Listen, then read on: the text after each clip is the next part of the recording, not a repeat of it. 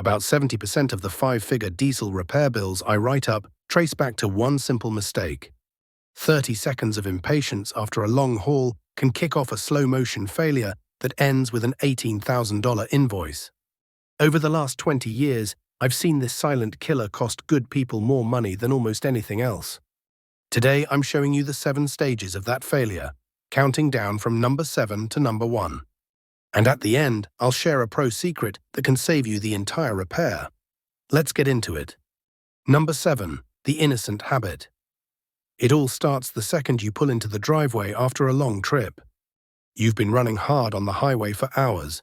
Your exhaust gas temperature, or EGT, is sky high, and that turbo is still glowing. You just want to get inside. So you turn the key off. Sounds harmless, right? But that instant shutdown is the first domino. You're trapping all that intense heat.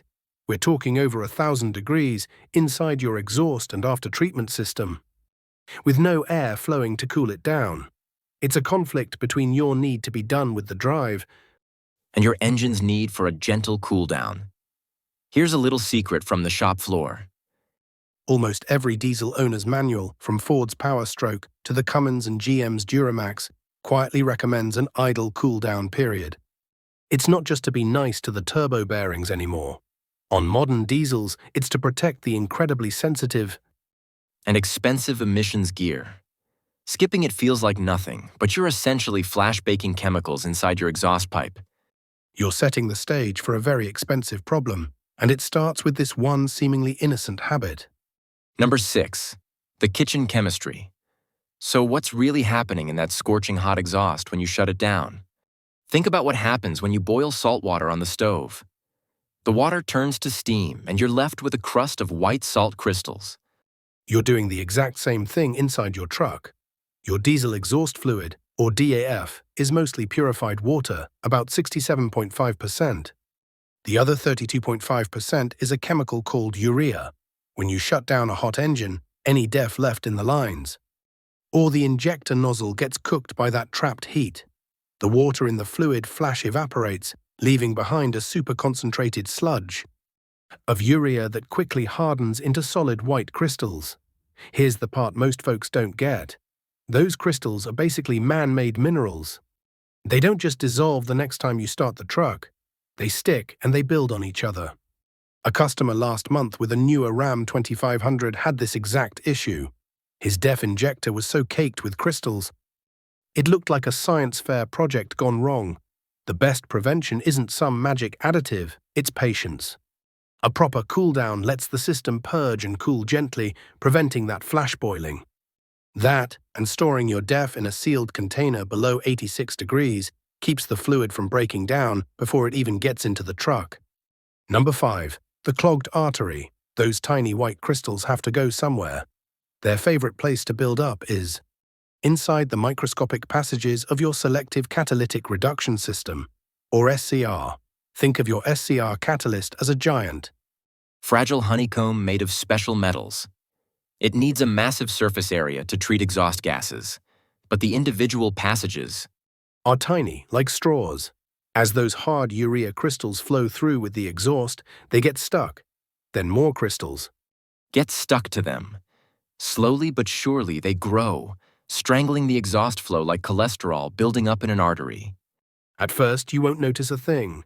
The truck runs fine, no lights on the dash, but inside, the blockage is growing. I had a Ford F350 in the shop a while back where the owner swore the truck was just getting old and tired. When we finally pulled the SCR brick, it was almost completely plugged. It looked like someone had poured rock salt down his exhaust.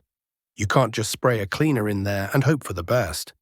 Once those crystals bake themselves into that honeycomb, the damage is physical. The engine is slowly being suffocated, and it's about to start showing it. Number 4. The pressure cooker. An engine is just a big air pump. It has to pull air in, and it has to push exhaust out. When that exhaust path gets blocked, the engine has to work much, much harder to exhale. We call this back pressure. A healthy diesel truck has very low back pressure, maybe just a couple pounds per square inch, or PSI at most. But with an SCR catalyst getting clogged with urea crystals, I've seen that pressure skyrocket to 15 psi, even 20 psi in some cases. Your engine is now trying to force its exhaust through a tiny, blocked-up straw. We can see this clear as day on the shop's diagnostic tool. I'll hook up a gauge and watch the pressure build in real time as I bring up the RPMs. It's a dead giveaway that there's a major restriction. That pressure isn't just making your engine less efficient and burning more fuel. It's a destructive force. It causes EGTs to climb, it makes the regeneration cycles work overtime and often fail. And all that extra heat and strain is aimed squarely at the most expensive and sensitive part of your engine, the turbocharger. That pressure cooker you've made in the exhaust is about to make its presence known in a very loud and very expensive way. Number 3. The turbo's cry for help. If you've started to hear a new high-pitched whistle or a siren-like whine From your engine when you get on the throttle, you need to listen closely. That isn't a cool new performance sound. it's the sound of your turbo crying for help. A turbocharger is a precision instrument, spinning at over 100,000 RPM. On a thin film of oil, it's designed for exhaust gases to flow freely past the turbine wheel. But when you have 15 plus psi of back pressure pushing back against that wheel, it creates a huge amount of stress. On the turbo's shaft and bearings, we call this excessive thrust load. The turbo is trying to push compressed air into the engine while the exhaust is pushing back with massive force.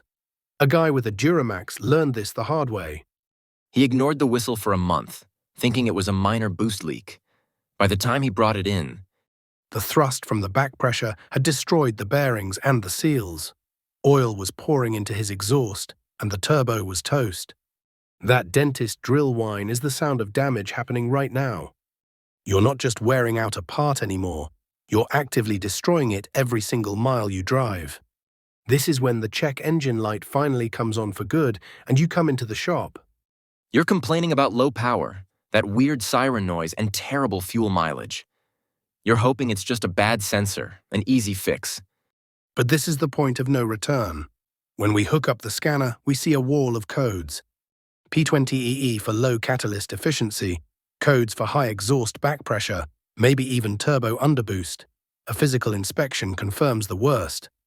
The SCR is no longer a filter, it's a solid brick. We pull the intake tube off the turbo, and the compressor wheel has so much play you can wiggle it with your fingers.